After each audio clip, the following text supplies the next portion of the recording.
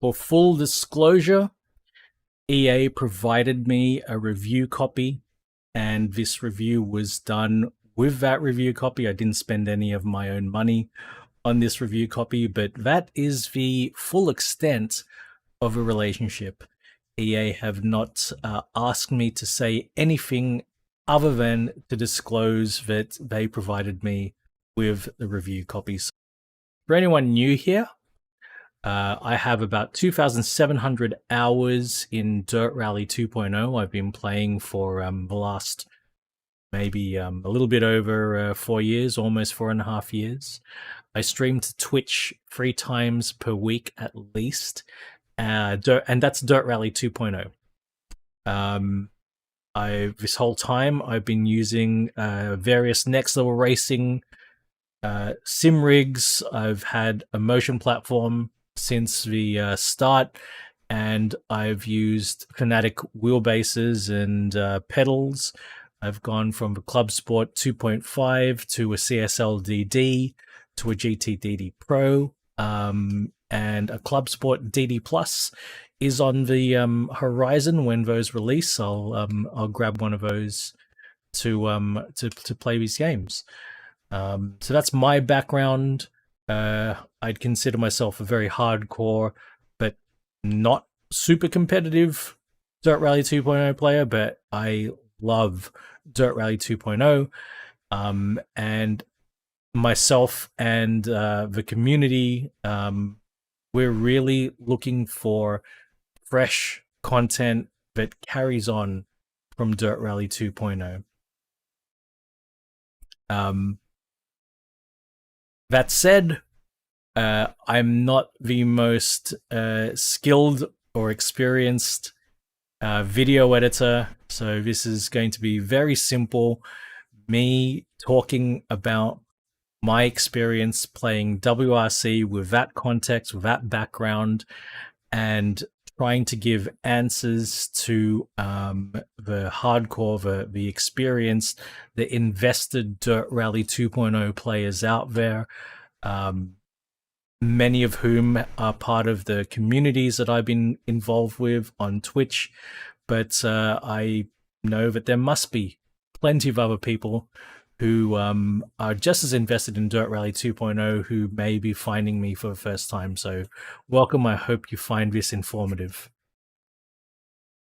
Now, I will not have examples to illustrate everything I talk about due to time constraints. I was not expecting to get a review copy from EA. I'm most gracious to EA for providing the review copy, but it wasn't something I was expecting. So it was all quite last minute for me. Sometimes it'll just be like this, just me talking about something without any way of illustrating what I'm talking about, just to set your expectations. But where I can, I will show screenshots or show things from the games, whether it's WRC or Dirt Rally 2.0. What does WRC offer for the long-term / hardcore Dirt Rally 2.0 player? I think I would summarize it with the phrase, like Dirt Rally 2.0, but WRC. Now, what do I mean by that? The core of Dirt Rally 2, it's still there, and you can feel it. You can feel it as you interact with the entirety of a game. But it's been merged with WRC as we know it. And as I go through showing you the different parts of the game, I hope that will become very clear as to why I say that. What do I mean by the core of Dirt Rally 2? I mean, you have almost all of the historic cars that we loved and not so loved in Dirt Rally 2 have been carried through. The general physics core has been expanded and it has been developed further. The general force feedback, the 3D models of the cars, the way the gameplay is arranged. You can see it's all carried through, or you can see it beneath the WRC veneer, beneath the overlay that WRC brings to the table. Of course, there are some additions, and we'll go through that as we go through the individual components of WRC. So there are a couple of things that are very new to Dirt Rally 2.0 players. Number one, of course, we've got some new cars that are very modern WRC cars. So due to the licensing, we never got those cars in Dirt Rally 2.0. Likewise with the locations, the actual WRC stages were not included in Dirt Rally 2.0. Instead, we had, again, more historic real-life locations. And of course, in Dirt Rally 2.0, they were modeled turn by turn based on the real roads. You could go to Google Maps, you could hunt down the roads and see them and do a side-by-side comparison. If you had the right kind of vehicle and access, you could go drive those roads as well in real life.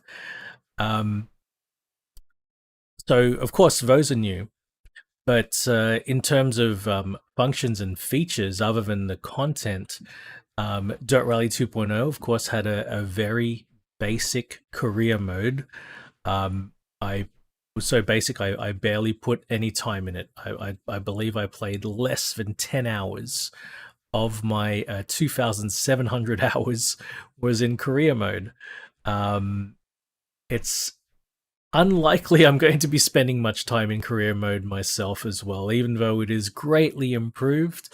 Personally, I'm here just to drive the cars, not necessarily to have a career as a rally driver. As well, there's a lot of customization, mainly for this avatar. We can even go and have a look at some of that. There is a customization section here. Here you can go to the customization section, and you can have different helmets. And there are packs that release as part of what they call the passport. Even the way that your driver poses in certain screens of a game, you can have a cap, etc. This stuff is new. Of course, you have the livery editor. I'm not a livery person. I won't go into that. I'm sure there are people who can give you a thorough tour of that livery editor if that's your kind of thing. Another new and frankly wild feature is the car builder. Now, you can only build cars within the 3 modern WRC classes, but frankly the amount of what you can do with these cars is actually pretty wild. The modern cars follow a fairly strict formula intended to keep the cars in balance. So every single modern class, I believe the cars are restricted to being front-engined only, but for whatever reason, in this game, we can make mid-engined and rear-engined varieties of this car. And if you choose the junior WRC, your choices are mid-engined and front-engined, but the 2 higher classes, WRC2, Rally 2, and the full-fledged WRC, you can even make a rear-engine car. It's pretty amazing. I would recommend that everybody make a mid-engined and rear-engine car each for WRC and WRC2, and to make a mid-engined car of WRC, because the real cars, the actual cars, are all front-engined, so you have plenty of front-engine cars all ready to drive, but no mid-engined, no rear-engine cars. So you should make one of each, and I do believe But if I was to make a car now, and I won't go too deep into this, I'll just try to get something made as quickly as I can. Just grab some parts like that, confirm them, confirm the interior. You can go wild with the interior as well. And you can see I've made 3 cars already, so you can have up to 4. I don't know what the limit is, but you can have plenty of cars. You can have plenty of cars. So we're just going to call this Rally 1.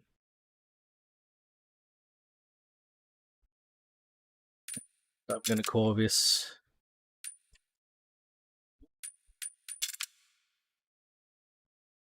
mid-engine Rally 1. Oh, there's a character limit. And once you've created these cars, they will be available. So just say I went to do a time trial, set up a time trial, just do one real quick. If I'm to select the WRC cars, you can see I've got one. This is my rear-engined Rally 1 car, and here's my newly created mid-engined one. I think it's going to be very interesting to see how these builder cars square up against pretty much identically spec'd front-engine cars, but also having the engine mid-mounted or rear-mounted. Now, something interesting here I've just noticed. These 2 Rally 1 cars that have been made via the builder are turbocharged only and not turbo hybrid. Something I didn't pay attention to when I was driving earlier, so I might go. I might do an edit to the video later and confirm what I see there. Let's have a look over at WRC. Here's my builder car. Oh, that is interesting. Get the 290 horsepower. This is again made a rear-engined car here. So this is a really interesting feature, and in fact, personally, I like the more historic cars because you get a lot more variance in the engineering, and I'm really into cars. I actually get less interested in the car formulas as we get more modern, because the cars get more and more uniform and homogenized, and they all feel the same as you get newer and newer and newer. And this adds a lot more variety to these super modern cars. So I wasn't anticipating that I was going to like the builder car function. Turns out if it wasn't for the builder car function, I might not have even really touched these top 3 cars. But now with the builder cars, I'm interested in driving my builder cars in these 3 classes. Now on to the meat of this video. What is carried over slash updated slash changed or dropped from Dirt Rally 2.0?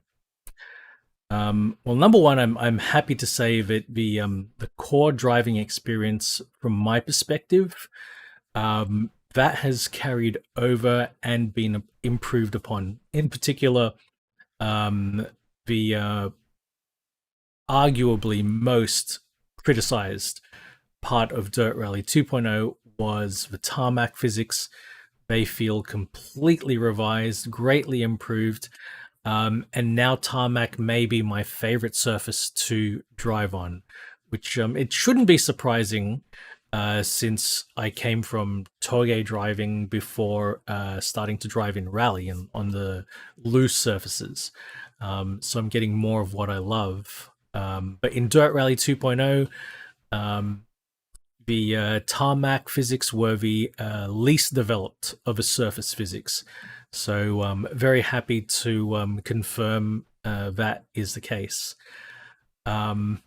Now, of course, physics are one of the components. The other component, especially for those of us driving on a wheel, is force feedback. And let's have a quick look at the force feedback, because this should be very illuminating for a lot of us.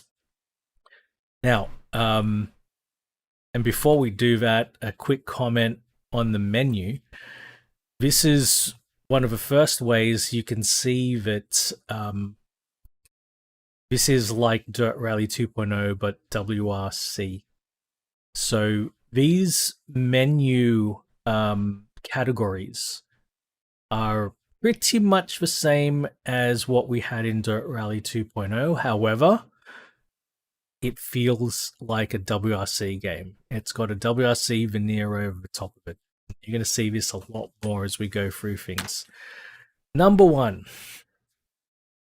Again, this is really familiar from Dirt Rally 2.0, the way that the devices are presented here, how it detects devices, how you can switch to a primary device for your steering. This looks 100% like it was carried over from Dirt Rally 2.0. This input testing looks really, really similar again to we had a dedicated spot in the menu. The menu is different here, and the way it's presented is different. It feels more like a WRC game, but this is straight out of Dirt Rally 2.0. Now,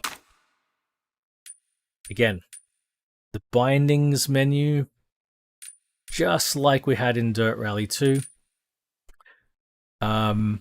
And we have our force feedback here. Now, these are my force feedback settings.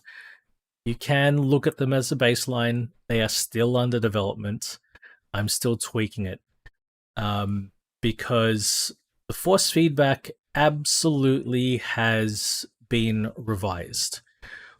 We have the same settings. We have the same options that we had in Dirt Rally 2.0, more or less. The important ones being self-aligning torque, wheel friction, tire friction, and suspension. But we now, I don't believe we had tire slip before. I think this is brand new. But the two most important ones, I believe, for driving are your tire friction and your suspension. These two are your main dynamic components in force feedback. Your tires are your tires. Your suspension is your suspension. In other words, in other games, these can be referred to as your suspension is your mechanical trail. Your tires are your pneumatic trail.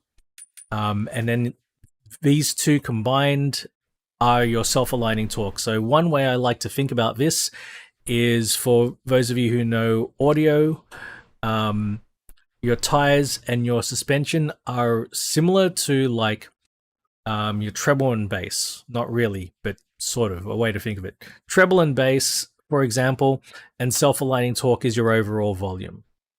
So your tire friction plus your suspension equals the sound. In this case, it equals the force feedback. You know, these two components, you need that balance, just like you need the balance of treble and bass. Once you got that balance right, then you can control the overall volume. It's going to increase or decrease both of those things together at the same time. Wheel friction, this is not a dynamic, well, I don't believe it's dynamic in this.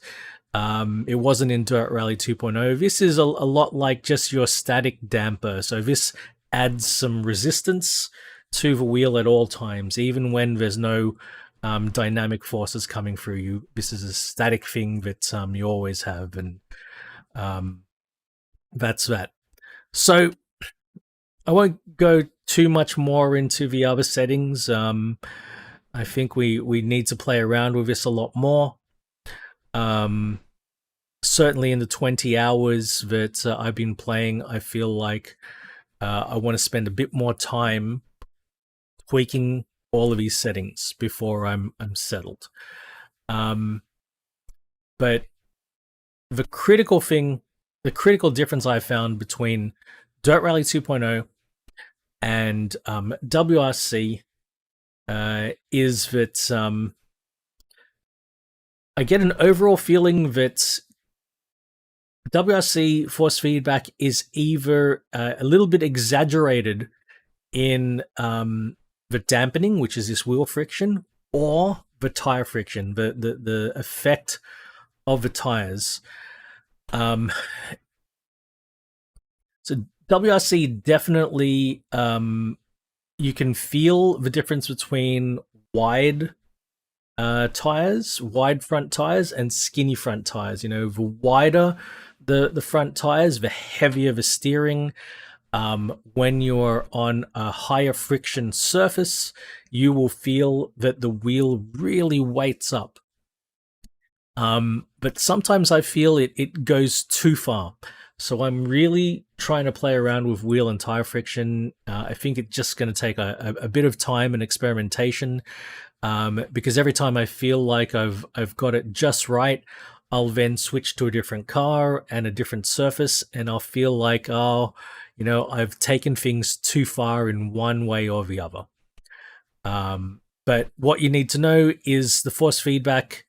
It's the same type of changes, the same type of adjustments that we had in Dirt Rally 2.0, and maybe Tyre Slip is new. But the way that the force feedback works is a little bit different. The force feedback physics have been revised for better or for worse. One other thing is that I've got a Fanatec GT Pro.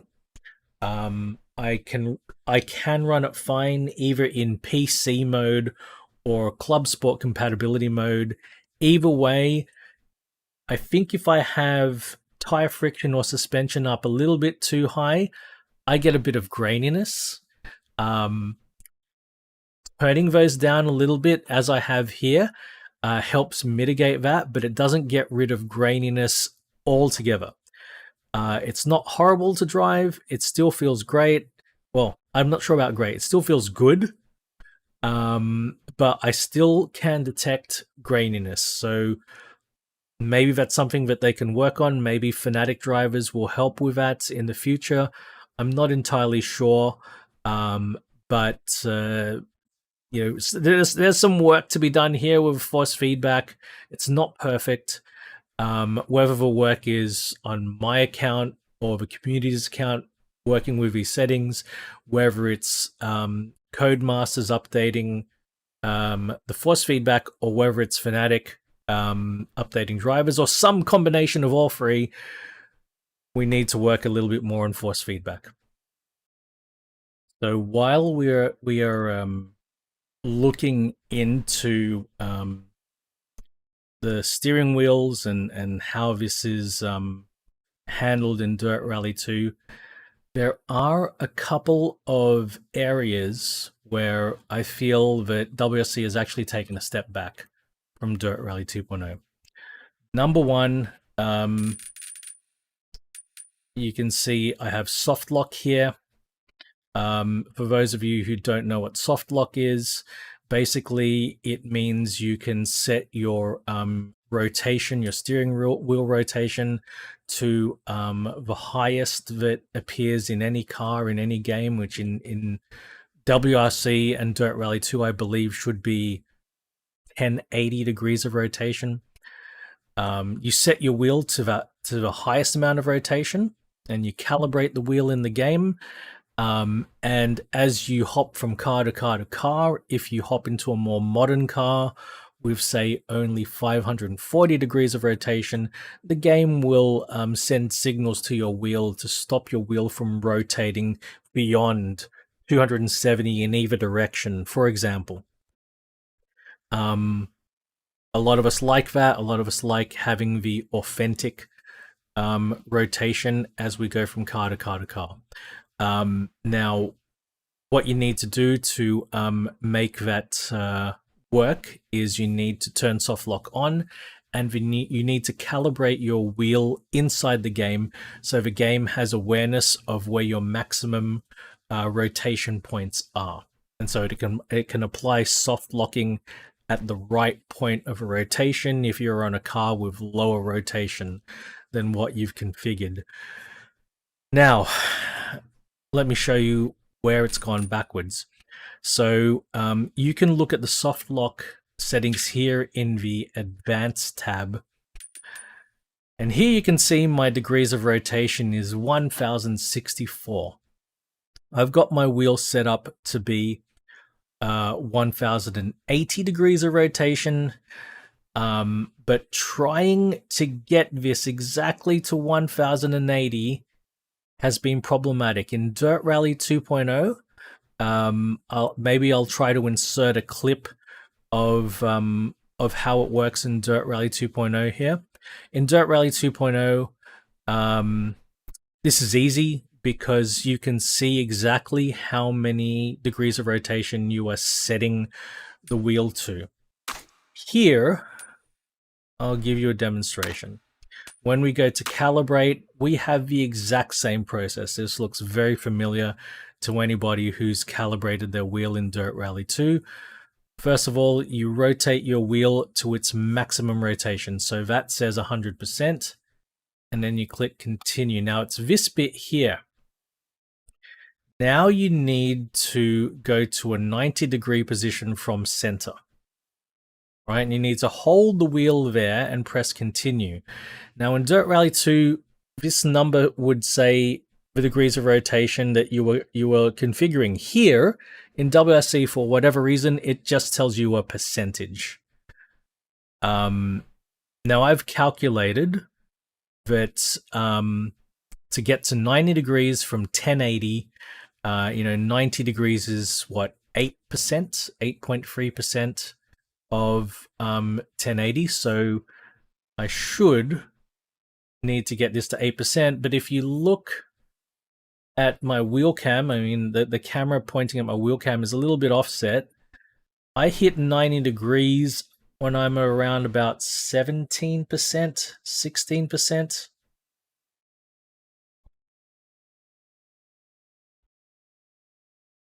Not like if I set to 8%, my wheel is at a 45-degree angle or so, not 90 degrees. It's at about 45 degrees. So I'm going to try to get that. I'm going to try to line this wheel up to be 90 degrees, and it looks like it's about 16%. Hit continue. And again, this is exactly the same as Dirt Rally 2.0. You can configure all of your axes. I got my handbrake as well. And so I've done all of that, and I have no idea if I've managed to get 1080 degrees or not, because I can't see how many degrees of rotation has been captured, right? To do that, I need to hit continue. Then I need to come into another part of a menu, and it's a couple of clicks to get all the way over here.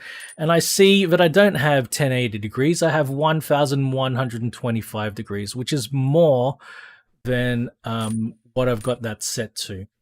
So this is really frustrating. This is, and I would bet that the people who actually care about this are in the minority. Because I just know from my own experience in the last 4 years, in the last 2,700 hours of gameplay and streaming Dirt Rally 2 on Twitch 3 times a week at least, and talking to people who play Dirt Rally 2, almost nobody. Like, there are people, there are a good number of hardcore people who do this. Who run soft lock, but the vast majority of people couldn't care less about soft lock. And you look, that's too bad for me and the people that care. Look, 1037 degrees. See, This is frustrating. In Dirt Rally 2.0, I could get it to the exact degree. I could get it to the exact degrees of rotation I wanted while I was doing the calibration. I wouldn't have to complete the entire cycle and come into a completely different point in the menu to know that I stuffed it up. So please, Codemasters, can we get this back so that when we're doing the calibration here, step 2 of a calibration cycle, here, can we please have it say the degrees of rotation that the game is capturing? So I just spent a couple of minutes trying to get 1080 degrees. I got 1079. Maybe I'll never touch this again. I'm 1 degree off. That 1 degree off used to, like, my long-time Twitch viewers know that 1079 or 1081 would drive me crazy in Dirt Rally 2.0. I could not accept being 1 degree off, but I'll take it. I'll take it. It took me about 6 attempts to get that done. All right.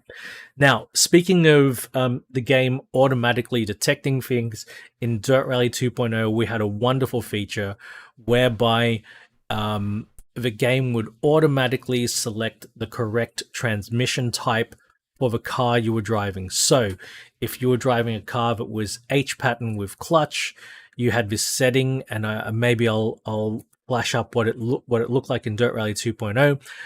You had a setting that chose the correct transmission type for your car, so that you would not have to go into the options and manually adjust it as you went from one car to the other. And I'm extremely sad to say that that is no longer available. You can see it here in the menu next to where it says transmission. You have to manually set the car, the transmission type, when you go to drive a car. The game will not automatically detect this for you. Likewise with a clutch. You have to change the clutch. So it is entirely possible to have this set up where you choose a manual, sequential, and manual clutch control. So every single gear shift, you need to depress the clutch, which is not really how the sequential gearboxes work. So unfortunately, we have lost that. I hope we can get this back, because when you look at the cars, you know, when you actually go and let's have a look at some of these cars. You know, what's a good example? You know, it actually tells you what kind of gearbox, what kind of transmission the car had. You know, it says 6-speed sequential. Oh, geez, I didn't mean to do that. I'll back out.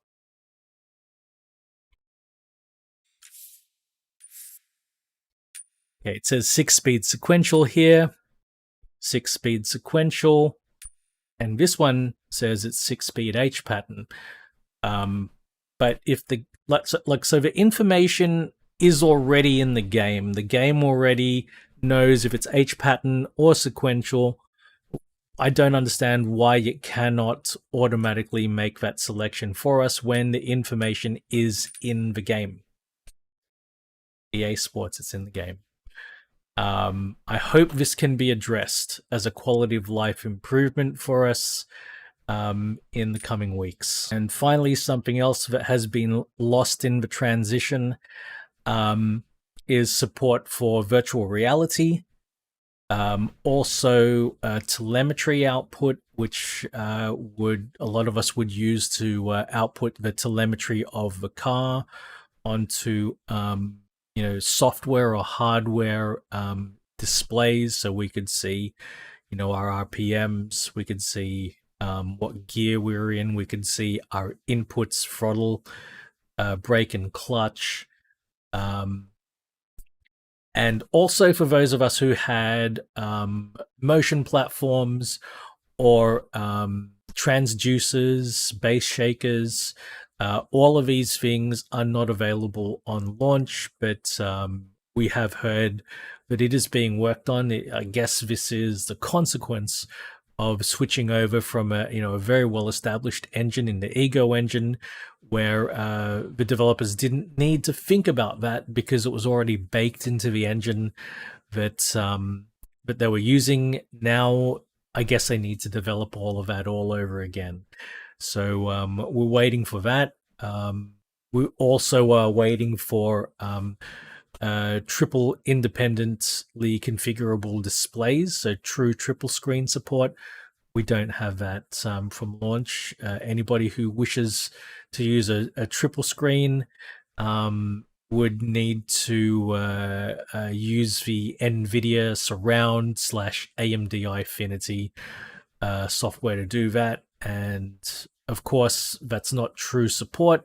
That will just stretch an image and feature a lot of distortion on the edges. So just be aware of that. Okay, and now on to clubs. There's a lot to talk about here. Clubs, for many of us, were the mainstay, the killer feature that kept us engaged in Dirt Rally 2.0 over the last 4 years. Now, thankfully, the clubs do carry over almost as they were. There are some changes, there are some additions, and there are some deletions. Onto the things that have been removed. First of all, unexpected moments. Forcing the cockpit camera. These are gone. A lot of people disliked unexpected moments. I personally like them a bit. Forced cockpit camera was also a controversial one.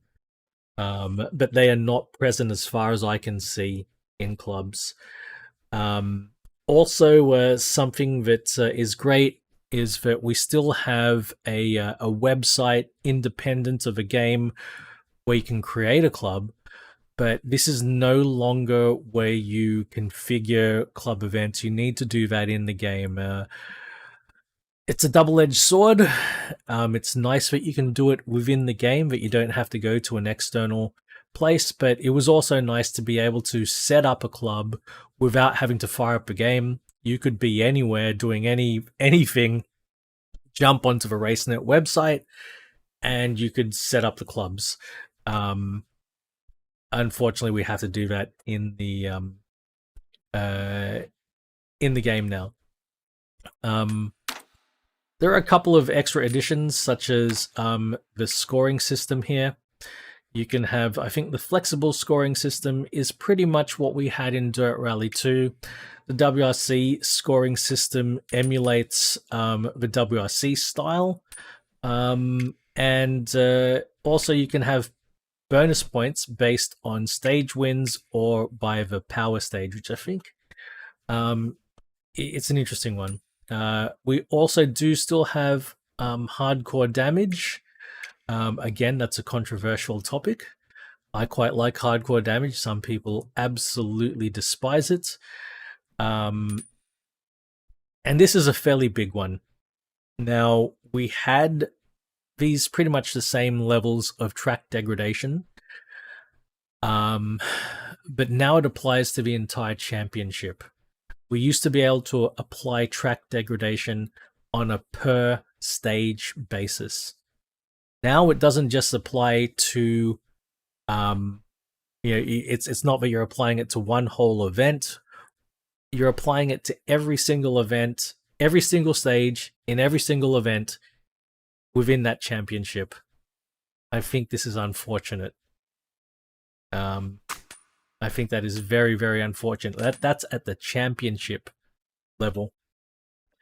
You see, the only restrictions we have are if assists are allowed and if tuning is allowed. And we'll get into what counts as an assist or not in the game as well. Really interesting. So there are some unfortunate changes, but I think overall there are some really good changes as well. Number one, let's go through the motions of setting something up. Number one, of course, we found out about this is that most of the locations have 4 different seasons, and the feel of a track, and in some cases, the way that the surface behaves, it actually radically changes. Such as Monte Carlo, you can have. Well, let's go into it. If we add a stage in Monte Carlo, in winter there can be ice on the road. If we were to go back in spring, same stage, we cannot put there will never be ice on the road, which is wonderful. I also like that the weather is decoupled from the time of day. In Dirt Rally 2.0, these were tied together. You'd get a set of the time of day, the weather, and the track conditions, and you didn't get every single possible combination in Dirt Rally 2.0. In this, you do. So it is wonderful. It's also been reported that you can have up to 100 active clubs, which is more than almost triple. No, it is more than triple the amount you get out of Dirt Rally 2.0. Each championship can have 24 stages, I believe it is, and you can set up 16 events in total in your championship. In Dirt Rally 2.0, it was 12 events and 12 stages per event, so it's huge. There's quite a bit different with clubs. So one or two things that are a little bit unfortunate. Oh, I can't remember if I mentioned this as well.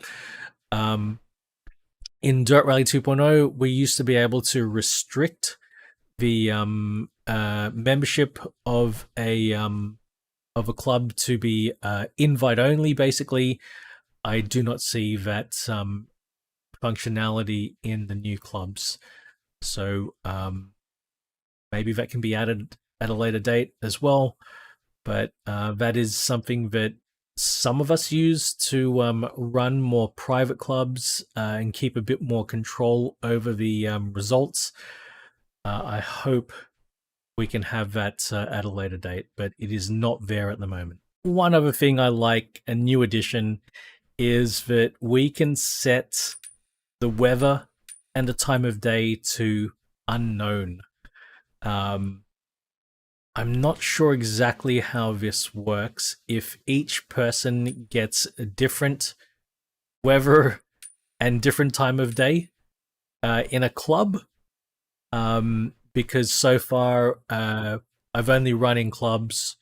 So far I've only had 2 people run in the one club that I've configured, and I don't know anybody else who's set this in their clubs, but I'm definitely going to be trying this out with the Barrel Rollers Club and with the Twitch WRC Club, and we'll see how it works. This could be really, really interesting.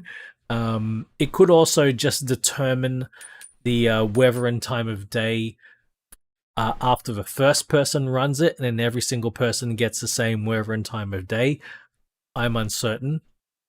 Look forward to finding out. A question came in from Nizchik about sharing tunes. There is no way to share a tune. I've had a look at the tunes, and it's just like Dirt Rally 2 in terms of your options with tunes. I think it's still eight slots per surface, and the surfaces are gravel and tarmac. I don't know if snow it counts as a separate surface. Need to check that. But yes, there is no function to export or otherwise share a cartoon. Shumi also asked about your seat position, if it's adjustable. As far as I can see, the cameras are identical to Dirt Rally 2.0. So in terms of the interior camera, there's one camera that's right on the dashboard, pretty much like sitting on top of a dashboard in front of a windscreen.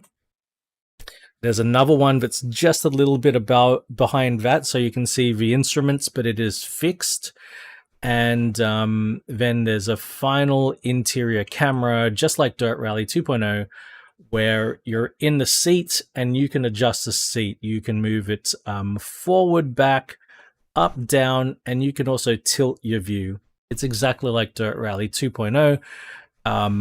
What they have done is, I can't remember if this was separated out in Dirt Rally 2.0 as well, but your field of view, there's an interior field of view and an exterior field of view. But we're dealing with exactly the same options that we had in Dirt Rally 2.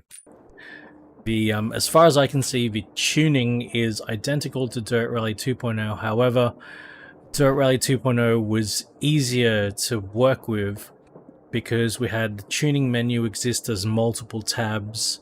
We could go from tab to tab to tab. All the settings would be there. We could change them directly and then immediately move to the next tab. Now we're going in and out of individual pages and having to confirm our changes every single time. For example, I can see there's 6 categories that existed in Dirt Rally 2.0. So I want to change alignment. I come here, I do my alignment change, and I've got to confirm the change, and then I'm back out here, then I move on. So there's an extra step.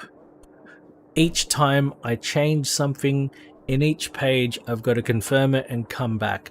Whereas in Dirt Rally 2, you could make your changes, move to the next page. Make your changes, move to the next page. I always found, I didn't play WRC Generations, but I played WRC 7, 8, and 9, and 10. Sorry, 7, 8, 9, and 10. And I always found the interface to be very clunky and much more of a pain to move around than the Dirt Rally 2.0 interface. And that's where I see what I said at the start, how the Dirt Rally 2.0 core is there, but you've got to move through this WRC layer to get through to it. Some people are not going to mind it. For people like myself who are, long-time Dirt Rally 2.0 players, I appreciated how easy it was to get on with that interface. It was fairly quick to go through it and to do what you needed to do. But WRC, it certainly slows things down, and it can make it a bit more laborious. Again, I hope this is something that maybe could be changed, but I feel like we're going to be stuck with this for the life of the game. One area where there's been an improvement actually is the tires, and this is the kind of approach that also needs to be taken with the tuning menu. So in the tire menu for Dirt Rally 2.0, you'd have to go to a separate tab to choose how many spare tires, what your spare tire strategy was, and there was no need. We could see all of that. We can see all of that here. Likewise, we had to remember how many stages there were until the next service area. We had to keep that in mind when making our tire selection. It's all on the one page. I can see everything. I've got all the information I need to make my choices here. Tires are a little bit different, and tire wear is a little bit different. The way I'm going to test this as well is we will have moderate track degradation and hardcore damage running. All right, let's get cracking. check for tires. So when you start out the tires, this is something that you can see here very clearly. You've got these indicators here that indicate the status of a tire. 3 greens will be new, 2 yellows will be 1. I haven't seen it go down to 1, and I don't know if it can go below 1. This will be interesting. I know Rally Technical has already done this testing, and you'll certainly see some content from Rally Technical in this regard. And wow, that is loud. It's just idling. I might... Okay, Start slight left, 1 right. Good luck. Adjust the position. Alright, I'm going to stop recording now. And I'll come back and we'll see my results. Alright, so check this out. I have just completed a stage. And one thing that you could see, at least this is in the single player leaderboards. I don't know if you're going to see anything like this on the clubs. I certainly haven't seen it myself in club form anyway, but you can actually see the status of the tires. So I took medium tires. Some of the AI took hard tires, but you can see some of the AI is yellow already. You see the tires gone yellow. Mine has stayed green.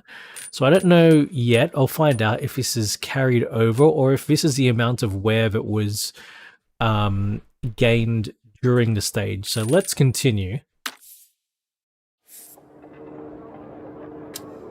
So now if we go to tires, yeah, look at this. My medium gravels are still in new condition. They're still in new condition. So my mediums were able to last at least 5 kilometers and stay new. Let's see how the rest of it goes. Okay, stage 2 of 10, and I absolutely felt that my tires were starting to go. So I started the stage and my tires were new and green. And I've ended the stage and they've gone over to yellow. So I do believe this indicates that we have dynamic tire wear, which is welcome, because it certainly didn't seem to be the case.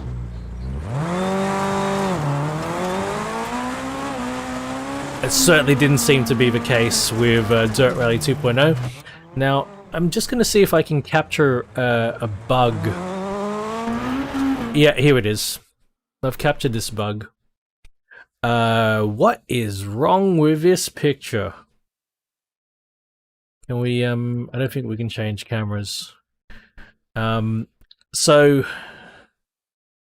yeah, there's something wrong on the left-hand side of this picture. Something very, very wrong. That you can probably see. So, the option to drive the wheel and the driver's arms when you're in a cockpit camera, which a lot of us like, because, you know, if we've got a wheel in front of us, it's no point seeing a second wheel. If we're looking at our own arms crossing around like so, there's no point seeing another pair of arms. It can be very off-putting. So there's an option to turn that off. It worked perfectly in Dirt Rally 2.0, but here in WRC, if you turn that option off, it will also be off in the replay. So be aware of that. Let's see if we can capture the angle where the camera's looking. There we go. The wheel is gone, so too is the driver. See if we can capture the angle where the camera is pointing, you know, back into the cockpit from the through the windscreen.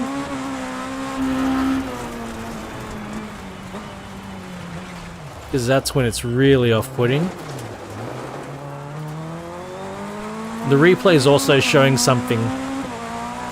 every single stage exhibits at least a couple of stutters when you transition through a certain area.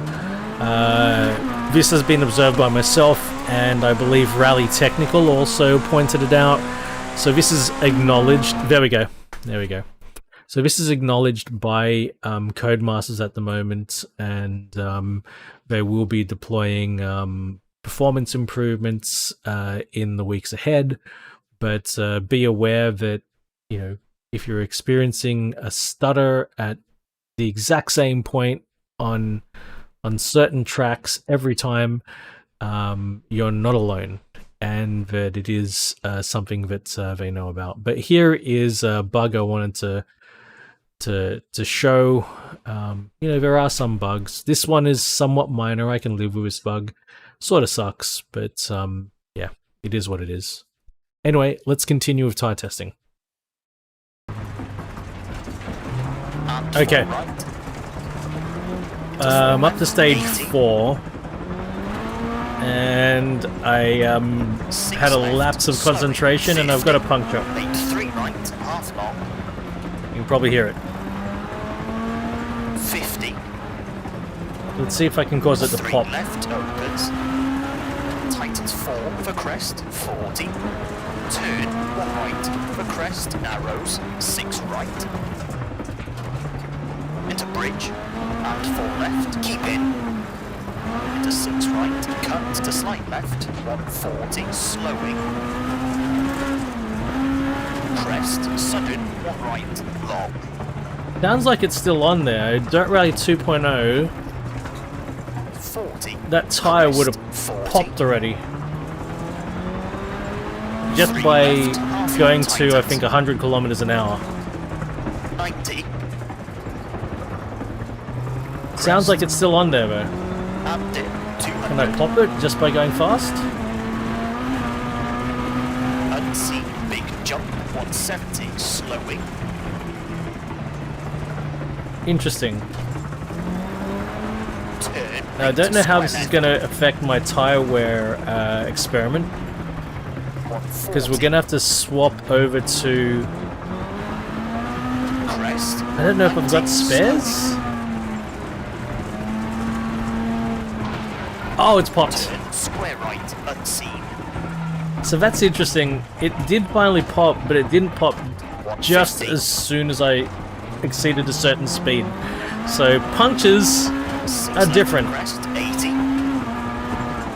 Slight left, slowing 70. Right entry chicane. And crest 30. Turn square right. I think the audio for the tire being on the ground and the rim being on the ground, I think that's been updated too. Okay, it's a 4 minute 41.5.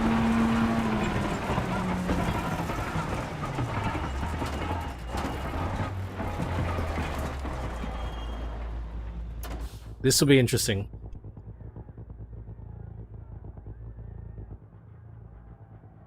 Yep, on the rim we can see it there.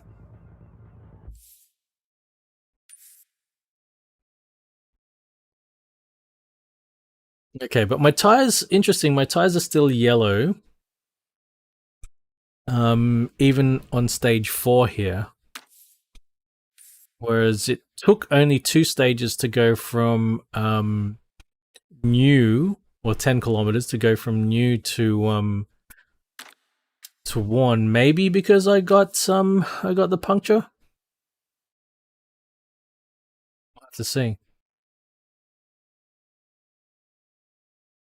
Let's see what happens. Now I'm very curious to see what happens since I got the puncture.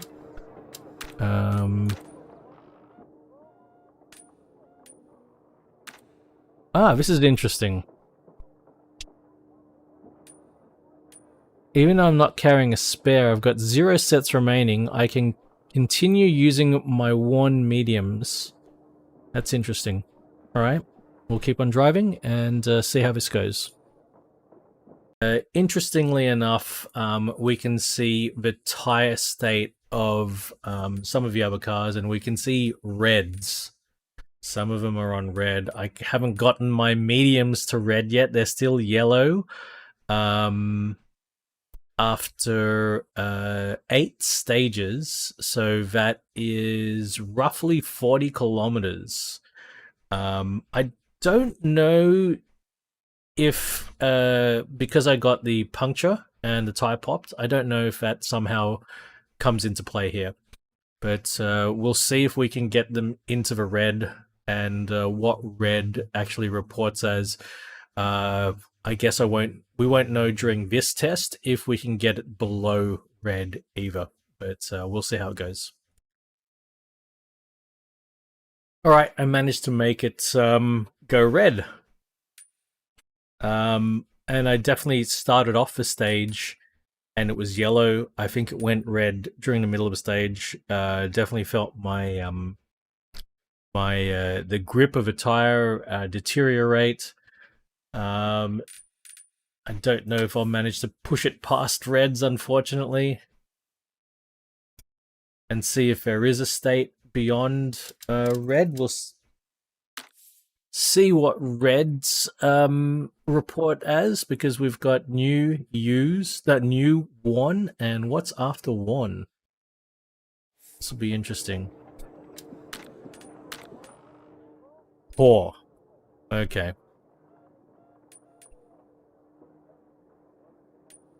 I have a feeling that this is the final state, that there is no state beyond poor. But we'll see what happens. Okay, well, after 10 stages, I managed to get my mediums to the red. I don't know if there is a state below red, but certainly a little bit different to what we had in Dirt Rally 2. It's much more visible. Something else I want to point out is that my gearbox, it's a sequential gearbox, so it didn't take any damage from driving, but it actually just wore down over time and reported needing repair partway through. I think in stage 8 or stage 9, I should have grabbed some footage of that, but I didn't actually damage it by crashing, but it required some maintenance. So parts can wear, it seems. So that's a nice, cool little bit that we have there in the new WRC. But that is that for tire wear. We've got green, yellow, and red. I don't know if there's a stage beyond red. And most definitely, a tire can change state of grip mid-stage, but it seems we really only have 3 states of grip regardless. I have a bunch of questions from the Twitch community, from the barrel rollers, from World Rally family and the like, that I'll quickly run through. Ruby the Churro asks if I think that the builder cars could be overpowered. Yes, I do. You can absolutely take advantage of mid-engine or rear-engine placement versus front-engine placement. I mean, it does require driver skill, but I do believe that we might see some interesting results because of the builder cars being allowed in time trials, being allowed in clubs, being allowed in lobbies. But we'll see. We'll see. Nedgeton asks about triple and VR support coming later, but if triples can be played by changing the resolution, look at everything AMD, Infinity, Nvidia Surround, will still function. That's actually independent of a game. But as far as I could see, and let's go have a look at the options. It's even arrayed the same way that Dirt Rally 2 was laid out, with the basic settings being, anti-aliasing, your resolution, display mode, and ISO. But now we also have, the upscaling, because that's a new technology that released after Dirt Rally 2.0. So that's added here on the basic graphics. Advanced graphics is pretty much identical. If we have a look, with the familiar ground cover, trees, reflections, post-process, the crowd, particles, weather, fog, track, textures. I believe this will have the same, even though we've switched over to Unreal Engine. We do need to see, maybe a Digital Foundry review of how the settings impact performance since we've moved off Ego to Unreal Engine. But it's interesting that even though we've moved to a different engine, that the settings are the same. There was a question from Nizchik about how assists are flagged on the leaderboard in Dirt Rally versus Dirt Rally 2, in WRC versus Dirt Rally 2. In Dirt Rally 2, if you had simple assists on, like automated windscreen wipers, your run would be flagged as if you had have used an assist. That's not the case in WRC. In WRC, the assists are a little bit more broken down into 3 categories. Now, none of these, you see these are grayed out here, both of these runs. So no assists used at all if none of these circles light up. And the circles represent the transmission, if any automated or assisted transmission was used. The next one is for throttle or traction, or stability. And the final one is for braking. And it's a little bit more granular than what you might think. It's not just automatic, stability control, traction, and ABS. If we actually have a look at the assist menu, we'll go back. Let's find the assist menu here under assists. So I believe your transmission is flagged as having been assisted if you use anything with the word automatic. So if you use automatic or semi-automatic as your transmission, or if you use an automatic clutch, that will flag your transmission as having been assisted. If you use manual override or manual for clutch, if you use manual sequential or manual H pattern, then your flag will not be run. Then your run will not be flagged. Now, these 2 settings are for braking. All right, as long as this value is 0, that ABS light will not light up on the time trial or club leaderboard. And finally, the traction control sort of light, I think that applies to throttle limiter, traction control, and stability control. Time control braking is here. I don't believe that flags as an assist, because on a time trial, as soon as you get into the time control area, the run is over. Automatic wipers can be left on, start line assist. Nope, that's not a problem. And likewise for automatic repairs. So in conclusion, I stand by my first statement that WRC, what do I think of it? It's like Dirt Rally 2.0, but WRC. The changes are mostly positive. The negatives, there are definitely negatives.